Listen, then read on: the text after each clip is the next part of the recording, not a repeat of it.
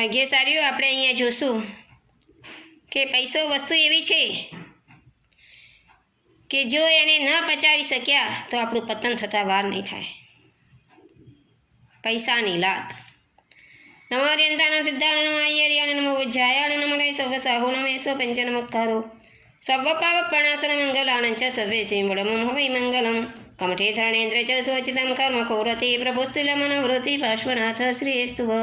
ભાગ્યશાળીઓ, પૈસો વસ્તુ એવી છે કે જો પૈસોને તમે ના પચાવી શકો, અજીર્ણ થઈ ગયું તો એ આગળ લાત મારે છે, એટલે કડકાઈ તમને આવી જાય છે, અક્કડતા આવી જાય છે. બસ કોઈ સગા સંબંધી સાથે એમને કોઈ લેવા દેવા નથી હોતું. બસ એમને એમ જ થાય છે કે મેં જ મહેનત કરીને મને પૈસો મળ્યો, પણ એ ધર્મને ભૂલી જાય છે.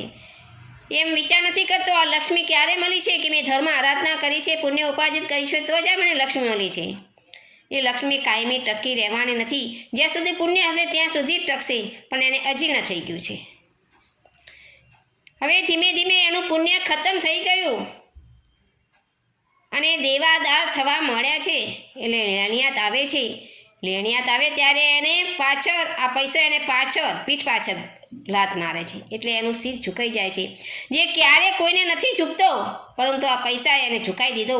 શરમના લીધે એનું શિર ઝૂકી જાય છે અને પછી કહે છે કે ના ભાઈ, ગમે ત્યારે હું આપી દઈશ, અને કદાચ એમ ન કહેતો હાથ ઊંચા કરી દે છે. એટલે આ પૈસો વસ્તુ એવી છે કે જે ધર્મના લીધે તમને પૈસો મળ્યો છે એને પચાવતા શીખો. ક્યારે અજીર્ણ ન કરતા, તો આ પતન આપણા આત્માનું પતન કરતાં પણ વાર નહીં થાય. બસ ધર્મ આરાધના કરો અને લક્ષ્મીને મેળવી લે છે, એને સન્માર્ગે વાપરો. બસ એ જ આશીર્વાદ, એ શુભેચ્છા. શાસ્ત્ર વિરુદ્ધ કાંઈ બોલાયું હોય તો મન વચ્ચેને કાયાથી મિચ્છામિ દુક્કડમ.